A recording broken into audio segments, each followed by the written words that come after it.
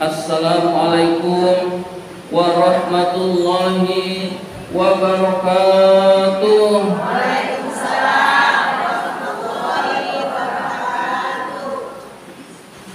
Alhamdulillahi rabbil alamin wa bihi nasta'in ala umurid dunya waddin. Wassalatu wassalamu ala ashrafil anbiya'i wal mursalin sayyidina wa maulana Muhammadin wa ala alihi wa sahbihi ajma'in. Rabbi shrah li sadri wa yassir li amri wahlul 'uqdatam min lisani yafqahu qawli, amma ba'du. Yang sama-sama kita hormati Ketua Majelis Taklim Kaum Ibu Masjid Al-Amin, Ibu Ustazah Hajjah Ropimah. Yang kami hormati ibu-ibu hadirat jamaah Majelis Taklim Al-Amin yang dimuliakan oleh Allah Subhanahu wa ta'ala. Pertama dan yang paling utama, puji syukur marilah senantiasa kita panjatkan kehadirat Allah Subhanahu wa ta'ala yang tidak henti-hentinya memberikan nikmat-nikmatnya kepada kita semua. Antara lain kita masih tetap diberi nikmat iman, nikmat Islam, nikmat kesehatan, dan nikmat panjang umur, sehingga kita dapat melaksanakan perintahnya, yaitu menuntut ilmu di jalan Allah.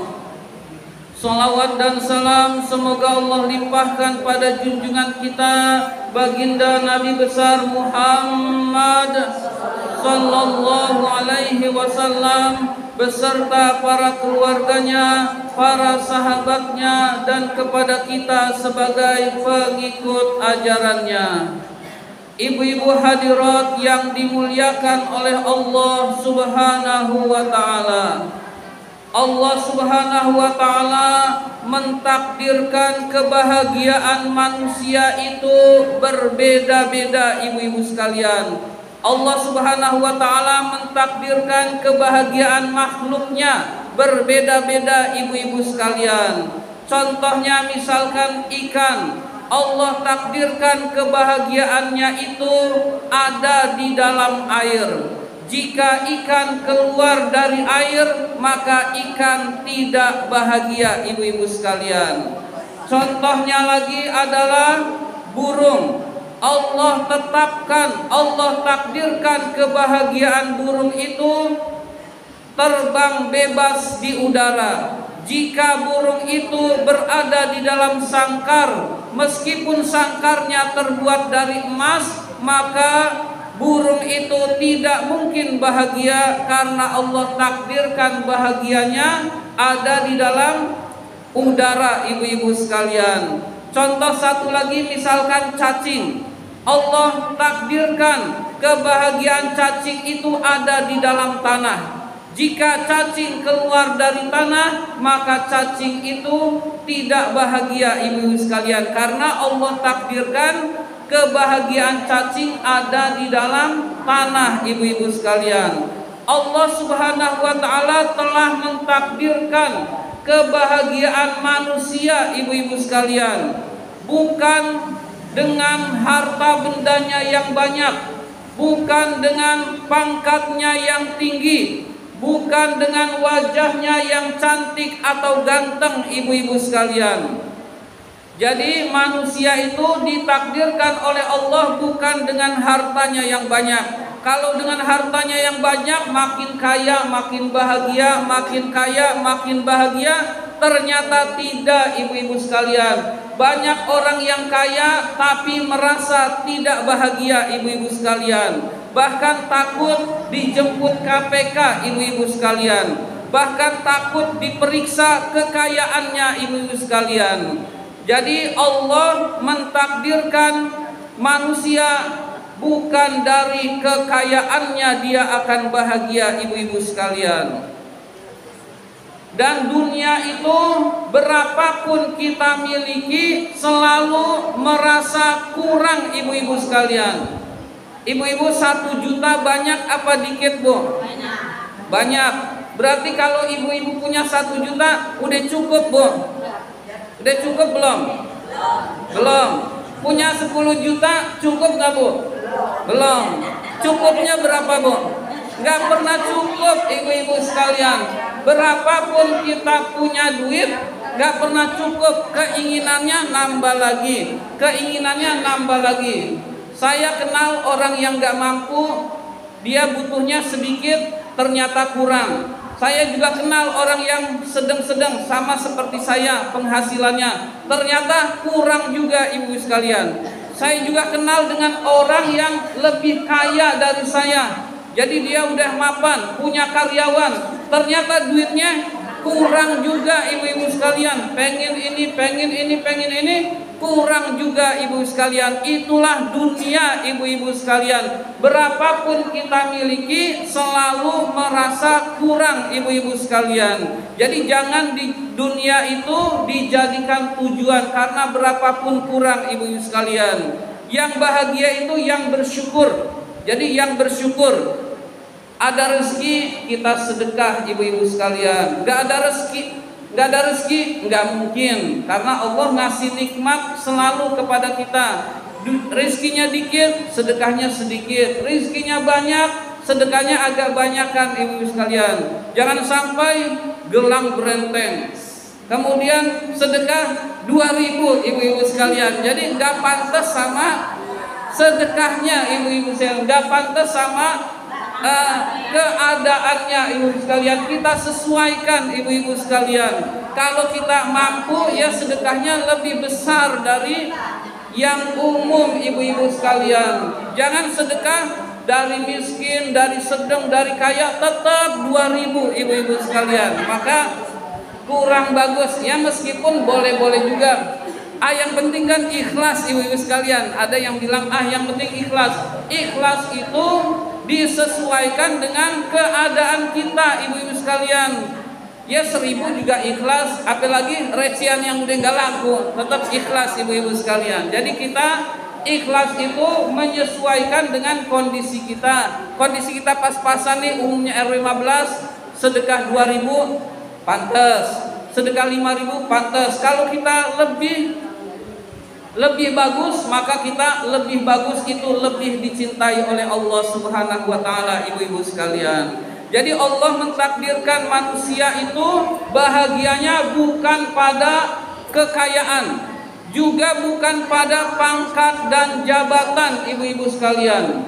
Jadi orang yang pangkatnya tinggi lalu dia bahagia, belum tentu, ibu sekalian. Bisa jadi kita lebih bahagia dari orang yang pangkatnya menteri, presiden, dan gubernur, ibu-ibu sekalian. Kita tidur di mana aja tidur, ibu-ibu sekalian. Mereka belum tentu bisa tidur, ibu-ibu sekalian. Mereka meskipun kasurnya empuk, fasilitasnya terjamin, kemudian toiletnya juga bagus, kemudian selalu ber-AC, ibu sekalian, kemudian tempat jalannya aja pakai karpet, ibu sekalian, belum tentu hatinya tenang, ibu sekalian, belum tentu hatinya bahagia, ibu sekalian. Kita tidur di mana aja jadi, ibu sekalian, nggak ada karpetnya jadi, ibu sekalian, gelar sarung jadi, ibu sekalian. Jadi kita lebih bahagia insya Allah manakala hati kita bahagia, ibu-ibu sekalian. Dan juga bukan pada kecantikan dan ketampanan, ibu-ibu sekalian. Jadi pasangan yang ganteng dan cantik itu bisa jadi cerai, ibu-ibu sekalian. Kita sudah sering menyaksikan atau mendengar bahwa artis ini cerai dengan ini, artis ini cerai, ibu-ibu sekalian. Padahal nggak kalah ganteng, padahal nggak kalah cantik, ibu-ibu sekalian. Karena Allah letakkan kebahagiaan bukan pada kegantengan dan kecantikan, ibu-ibu sekalian. Allah Subhanahu wa taala menjelaskan bahwa kebahagiaan manusia itu di dalam taat pada Allah dan Rasul-Nya. Artinya orang yang taat pada Allah dia akan bahagia. Orang yang tidak taat pada Allah, dia tidak mungkin bahagia, ibu-ibu sekalian. Allah Subhanahu wa taala berfirman, "Wa may yuti'illaha wa rasulahu faqad faza fauzan azima." Barang siapa yang taat kepada Allah dan Rasulnya, maka sungguh dia telah sukses dengan kesuksesan yang besar. Jadi kebahagiaan kita itu kita taat gak pada Allah. Kalau kita taat pada Allah, kita bahagia. Kita tidak taat pada Allah, kita sering bermaksiat pada Allah, kita tidak mungkin bahagia, ibu sekalian. Apa itu taat pada Allah? Yang Allah suruh kerjakan, itu namanya taat pada Allah. Yang Allah larang, jauhi, tinggalkan, itu namanya taat pada Allah Subhanahu wa taala, ibu sekalian. Allah nyuruh kita sholat, kita laksanakan sholat sebaik mungkin. Allah nyuruh kita bersedekah, kita bersedekah. Allah nyuruh berzakat, kita bayar zakat. Allah nyuruh naik haji bagi yang mampu. Kalau kita mampu, kita pergi haji, ibu-ibu sekalian. Kalau kita belum mampu, niat untuk mampu, ibu-ibu sekalian. Jadi kita tidak mampu itu, usahakan kita niat mampu, ibu-ibu sekalian. Jangan saya emang gak bakalan mampu, terus udah diam aja, gak ada usaha. Bukan itu, ibu sekalian. Pergi haji bagi yang mampu.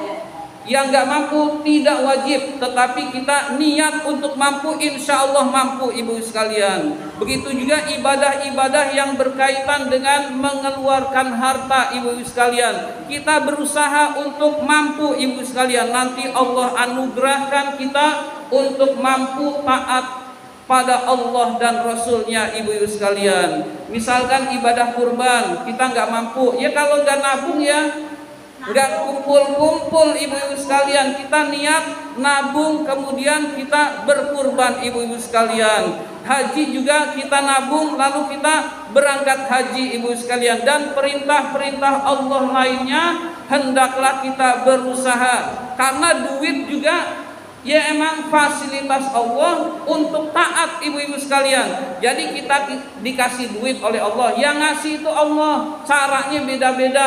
Lalu kita disuruh oleh Allah. Ketika kita disuruh nggak mau, padahal itu dari Allah, ya seret rezeki kita, ibu sekalian. Tapi kalau kita niatkan buat ibadah, rezeki kita akan mudah, ibu-ibu sekalian. Jadi rezeki, duit, uang kita itu dari Allah. Caranya Allah kasih cara beraneka ragam. Ada yang jualan, ada yang jadi petani, ada yang pemulung, ada yang guru, ya dan lain sebagainya, ibu sekalian. Caranya beraneka ragam, tetapi semua itu dari Allah. Lalu Allah perintahkan, hendaklah kita laksanakan.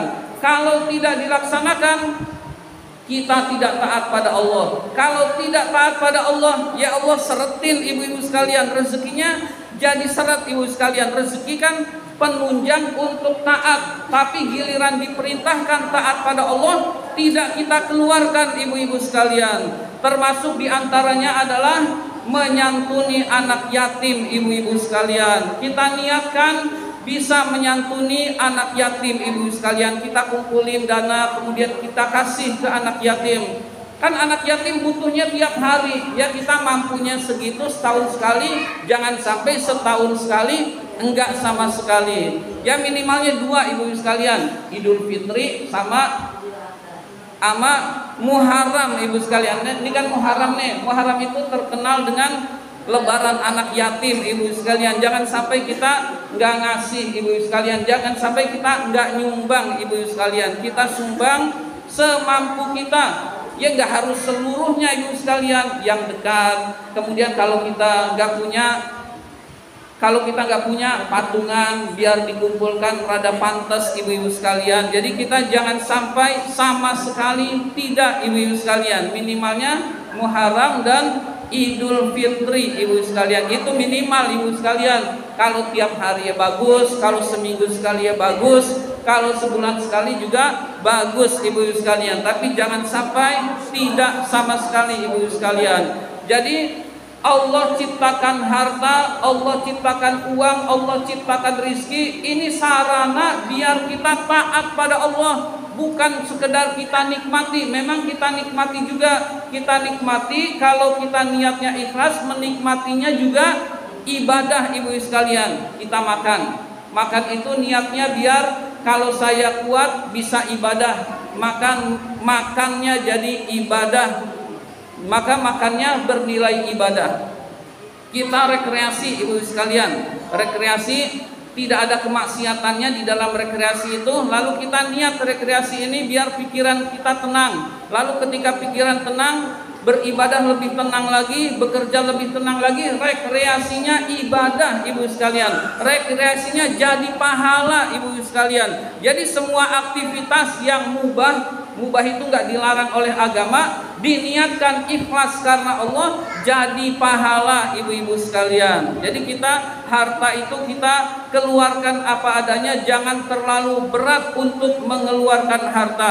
Ketika kita berat mengeluarkan harta, harta juga berat datang ke kita ibu-ibu sekalian. Jadi yang ringan ibu-ibu sekalian. Misalkan ada pembangunan masjid, kita nyumbang, jangan sampai nggak nyumbang. Misalkan ada kotak lewat, kita masukkan ibu-ibu sekalian. Misalkan ada pengemis, kita kasih ibu-ibu sekalian. Maka kita menggunakan harta sesuai dengan yang diperintahkan oleh Allah dan Rasulnya ibu-ibu sekalian. Jadi taat kita ini adalah kalau taat kepada Allah itu membuat kita bahagia ibu-ibu sekalian. Ibu-ibu hadirat yang dimuliakan oleh Allah Subhanahu wa taala, di dalam ayat lain Allah Subhanahu wa taala berfirman, "Wa may yuti'illaha war rasula la'allakum turhamun." Barang siapa yang taat pada Allah dan Rasulnya, maka kamu akan dirahmati. Dirahmati itu diberikan rahmat oleh Allah. Rahmat itu bahasa Arab, bahasa Indonesianya adalah kasih sayang. Akan diberi kasih sayang oleh Allah. Diberi kasih sayang oleh Allah, syaratnya adalah taat pada Allah, syaratnya adalah taat pada Rasul ibu-ibu sekalian. Jadi kita niat di bulan Muharram ini, kita niat memperbaiki dirinya dengan taat pada Allah. Yang Allah perintah kita laksanakan, yang belum dilaksanakan kita coba semampunya ibu-ibu sekalian.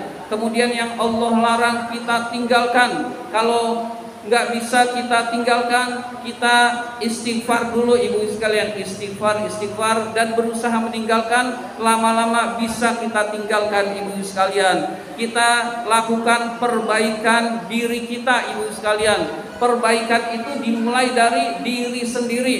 Kenapa Indonesia berantakan? Karena banyak orang-orang jahatnya ibu sekalian, karena banyak orang-orang yang tidak baiknya. Nah, jadi orang yang baik memilih orang baik, orang jahat memilih orang jahat ibu sekalian.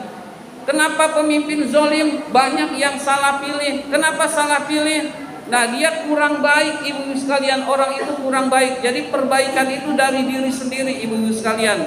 Kita lakukan bagian kita, yaitu taat pada Allah. Nanti waktunya tiba ibu sekalian, pilih yang baik ibu sekalian. Milih pemimpin itu 4 syaratnya ibu sekalian: sidik, tablik, amanah, fatonah. Sidik, jujur. Jadi pilih yang jujur, jangan yang tukang bohong ibu sekalian. Tablik, menyampaikan. Ada amanah, disampaikan. Jadi menyampaikan ibu sekalian. Tablik, amanah, tablik. Lalu amanah dapat dipercaya ibu sekalian. Jadi dapat dipercaya memegang amanah jabatan. Lalu terakhirnya fatonah, yaitu cerdas ibu-ibu sekalian. Nah, jadi 2024 jangan salah pilih ibu sekalian. Bahkan di masjid nggak boleh berpolitik. Siapa yang bilang nggak boleh berpolitik? Yang nggak boleh berpolitik itu berpolitik praktis. Pilih saya, pilih si ini, pilih si ini. Nah itu yang nggak boleh di masjid, di tempat ibadah. Tapi kalau berpolitik tetap boleh ibu-ibu sekalian. Karena Islam itu mengatur keseluruhan ibu-ibu sekalian. Mengatur keseluruhan, berpolitik ya diatur oleh Islam. Berumah tangga diatur oleh Islam, bernegara diatur oleh Islam. Jadi Islam itu mengatur keseluruhan hidup manusia. Jadi jangankan bernegara ibu sekalian, jangankan bernegara, mau masuk WC, keluar WC, mau masuk kamar mandi, keluar kamar mandi, bangun tidur, semua diatur oleh Islam ibu sekalian. Apalagi urusan yang besar, nggak mungkin nggak diatur oleh Islam ibu-ibu sekalian. Dan ketika kita bicara ini adalah bicara soal agama ibu-ibu sekalian. Jadi soal agama itu kita diperintahkan pilih 4 syarat ini terpenuhi. 4 syarat ini terpenuhi. Jujur, amanah, menyampaikan, dan cerdas ibu-ibu sekalian. Maka insya Allah yang Allah perintah kita taat. Kita juga diperintahkan lagi untuk kalau milih jangan yang kafir. Kafir udah diganti sama non muslim. Mana bisa diganti ibu-ibu sekalian? Istilah kafir nggak bisa diganti dengan istilah non muslim ibu sekalian. Qul ya ayyuhal kafirun, katakanlah wahai orang-orang kafir. Kata-kata itu ada di dalam Al-Quran. Masa mau mengganti ayat Quran ibu sekalian? Jadi istilah kafir itu udah hal yang biasa ibu sekalian. Jadi istilah kafir, kata-kata kafir nggak usah diganti dengan non muslim. Kalau ada orang yang mau bilang non muslim boleh, mau bilang istilahnya kafir boleh, bebas ibu-ibu sekalian. Jadi kita bebas memilih, itu sudah bahasa Indonesia ibu-ibu sekalian. Jadi itu sudah menjadi bahasa Indonesia. Mau nyebutnya non muslim boleh, mau nyebutnya kafir boleh ibu-ibu sekalian. Dua-duanya boleh ibu-ibu sekalian. Jadi kita jangan sampai dirusak dengan paham-paham, diantaranya paham Islam Nusantara ibu-ibu sekalian. Kita jangan, Islam kita ini Islam Ahlus Sunnah wal Jamaah ibu-ibu sekalian. Islam kita ini Islam Ahlus Sunnah wal Jamaah, dan kita bukan Islam Nusantara ibu-ibu sekalian. Jadi kita tegaskan kita ini bukan Islam Nusantara ibu-ibu sekalian, karena ternyata praktek daripada Islam Nusantara itu banyak yang menyimpang ibu-ibu sekalian. Jadi kita berusaha untuk taat pada Allah. Yang Allah perintahkan kita kerjakan, yang Allah larang kita tinggalkan. Ketika Allah memerintahkan, Allah nggak ngambil untung ibu-ibu sekalian. Allah nggak ngambil untung dari perintah itu. Kalau Allah melarang, Allah juga tidak rugi kalau kita tidak melaksanakannya ibu-ibu sekalian. Di dalam hadis qudsi Allah Subhanahu wa taala berfirman, ya ibadi law anna awwalakum wa akhirakum wa insakum wa jinnakum ala atqa qalbi rajulin wahidin minkum ma zada fi mulki syai'a. Wahai hambaku, jika kalian semua baik manusia, malaikat maupun jin menjadi orang yang bertakwa kepadaku, maka tidak menambah kekuasaanku sedikit pun. Artinya tidak menguntungkan aku, tidak menguntungkan Allah sedikit pun ibu-ibu sekalian.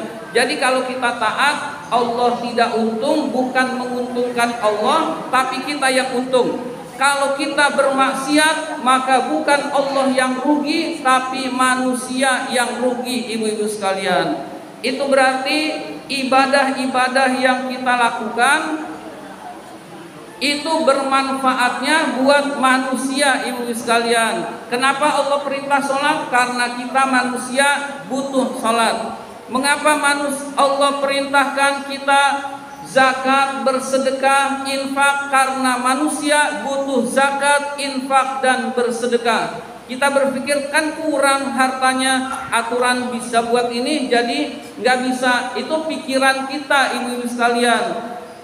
Ibarat kita motong ayam bu, kita motong ayam, tidak semua ayam itu kita makan. Ada yang harus dibuang. darahnya harus dibuang, nggak mungkin darahnya kita makan. Kemudian ada bulu-bulunya dicabut, kemudian kita buang ibu sekalian. Kemudian ada kotoran itu kita bersihkan, kita buang ibu sekalian. Baru yang bersih-bersih itu kita makan ibu sekalian. Sama dengan infak, zakat dan sedekah itu juga membersihkan harta kita ibu sekalian. Kalau harta kita tidak dibersihkan dengan zakat, infak dan sedekah, maka kita ibarat makan itu semua dimakan, yang kotor-kotor juga dimakan ibu-ibu sekalian. Jadi infak, zakat dan sedekah itu menguntungkan pemberinya dan juga penerima. Penerima udah ketahuan dapat uang, dapat rezeki dari pemberian itu. Pemberinya juga mendapatkan keuntungan dari Allah, yaitu terbebas dari yang kotor ibu-ibu sekalian.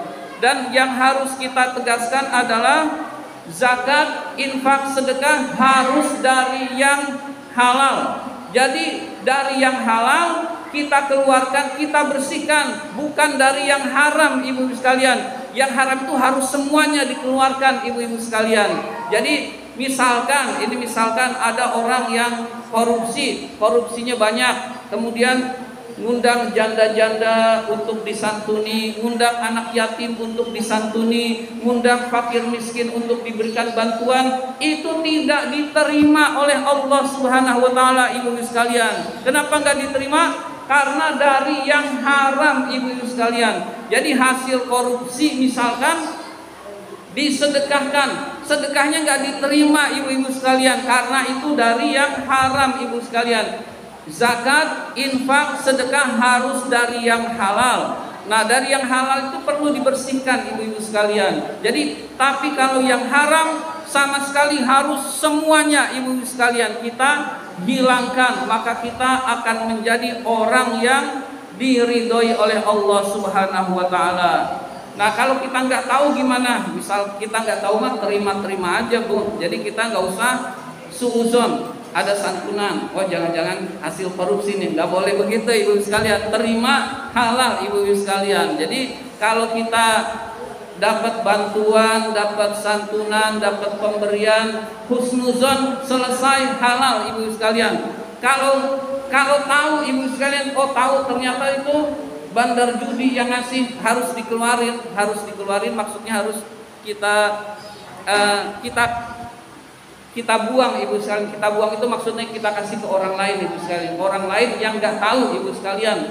Ya kita lewat kemana misalkan kita lewat ke Tanggul, ada fakir miskin, kita kasih semua, selesai ibu sekalian. Ke orang lain yang nggak tahu ibu sekalian. Jadi kita tetap husnuzon ketika ada pemberian, yakin dari yang halal, maka itu halal. Tapi kalau kita curiga, ternyata benar, jadi haram ibu sekalian. Kalau tahu jadi haram dan nggak boleh dimakan, harus kita keluarkan semuanya ibu sekalian. Tapi kalau kita husnuzon, ada orang dari luar wilayah lain ngasih sumbangan misalkan ke yatim RW 15, terima aja ibu sekalian. Jadi kita husnuzon itu menyebabkan halal. Tapi kalau kita curiga lalu jadi tahu itu haram, maka tidak boleh kita makan ibu-ibu sekalian. Jadi bagi yang nggak tahu itu adalah halal ibu-ibu sekalian. Nah, bagi orang yang korupsi lalu dia menyantuni anak yatim, itu santunannya tidak diterima oleh Allah Subhanahu wa taala.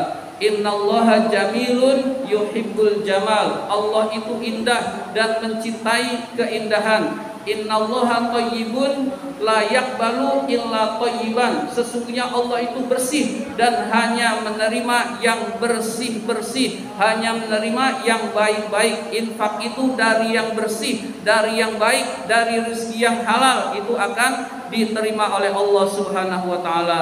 Mudah-mudahan kita semua diberikan kekuatan oleh Allah Subhanahu wa taala untuk senantiasa taat pada Allah Subhanahu wa taala, dan mudah-mudahan kita semua dimudahkan urusannya oleh Allah Subhanahu wa taala. Dan marilah kita tutup dengan doa, mudah-mudahan kita semua mendapatkan ilmu yang bermanfaat, diberikan rizki yang banyak, yang halal dan yang berkah, serta diberikan kesehatan. Mudah-mudahan anak-anak kita Allah jadikan anak-anak yang soleh dan solehah, keluarga kita senantiasa Allah jadikan keluarga yang sakinah, mawaddah, warahmah. Wilayah kita senantiasa Allah jaga dari segala macam musibah, bencana maupun penyakit, dan mudah-mudahan Allah wafatkan kita semua dalam keadaan husnul khatimah. Ala hadhihi niyah wa ala kulli niyatin shalihah wa ila hadratin Nabi Mustafa Rasulillah sallallahu alaihi wasallam. Al-Fatihah. A'udzu billahi minasy syaithanir rajim. Bismillahirrahmanirrahim. Alhamdulillahi rabbil alamin. Arrahmanir rahim. Maliki yaumiddin. Iyyaka na'budu wa iyyaka nasta'in. Ihdinas siratal mustaqim. صراط الذين أنعمت عليهم غير المغضوب عليهم ولا الضالين آمين. أعوذ بالله من الشيطان الرجيم. بسم الله الرحمن الرحيم. الحمد لله رب العالمين حمدا يوافي نعمه ويكافئ مزيده. يا ربنا لك الحمد ولك الشكر كما ينبغي لجلال وجهك الكريم وعظيم سلطانك. اللهم صل على سيدنا محمد صلاة تنجينا بها من جميع الأهوال والآفات وتقضي لنا بها جميع الحاجات وتطهرنا بها من جميع السيئات وترفعنا بها عندك أعلى الدرجات وتبلغنا بها أقصى الغايات من جميع الخيرات في الحياة وبعد الممات. إنك سميع قريب مجيب الدعوات ويا قاضي الحاجات. اللهم نظم أحوالنا وحسن أفعالنا وخلصنا من ألم الفقر والذل واعصمنا من البلاء والوباء والطاعون ومن شرور الأعداء والشياطين والنفس الأمارة بالسوء. اللهم يسر لنا الانتظام في جميع الأمور الدنيوية والدينية وحصل مرادنا بالخير. اللهم بعدنا من الشر والعصيان. اللهم إنا نعوذ بك من جهد البلاء ودرك السقاء وسوء القضاء وشماتة الأعداء. يا محول الحول والأحوال حول حالنا إلى أحسن الحال. اللهم يا غني يا حميد يا مبدئ يا معيد يا رحيم يا ودود أغننا بحلالك عن حرامك وبطاعتك عن معصيتك وبفضلك عمن سواك. ربنا آتنا في الدنيا حسنة وفي الآخرة حسنة وقنا عذاب النار. وصلى الله على سيدنا محمد وعلى آله وصحبه أجمعين. سبحان ربك رب العزة عما يصفون والسلام على المرسلين والحمد لله رب العالمين. Amin ya rabbal alamin. Kurang lebihnya mohon maaf. Terima kasih atas perhatian. Wabillahi taufiq wal hidayah. Wassalamualaikum warahmatullahi wabarakatuh.